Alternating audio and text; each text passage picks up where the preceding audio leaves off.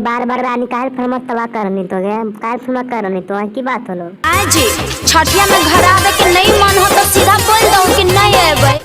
अरे की बात होले जे इतना गरमाल है की बात है बताएमी तन में हम आइबे कि नहीं आइबे बोलबे। फोनवा काटो हक्का है आगे नहीं रानी हम फोन में कहाँ काटोगे काहे झूठ बोलेंगे हम फोन नहीं काटोगे बोलो व्यस्त में कमाम होती हो करो हो बहनवा या पिया। आगे नहीं रानी हम बहाना वहाना नहीं करो की काम हो पहले बताए ने की काम हो तो ना बतेबो कुछ कैसे करबई अब के छठ के पूजनवा या पिया। आगे रानी मालिकवा पैसा नहीं डाल के बुझे में परेशानी है काहे तो टेंशन नहीं ले हम कदुआ भात के दिन हम चले वो समझनी कि नहीं इस बार हम पक्का है वो समझनी कि नहीं।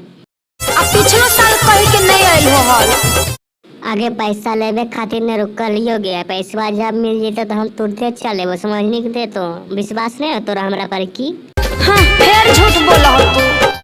आगे रानी हम झूठ नहीं बोल रही हम तोर क्रिया खाए समझनी कि अच्छा ये बता के बाजार से कुछ खरीदनी उड़नी कि नहीं सुख दौरार आयो भेल सूप दौरी कुछ नहीं कि नहीं।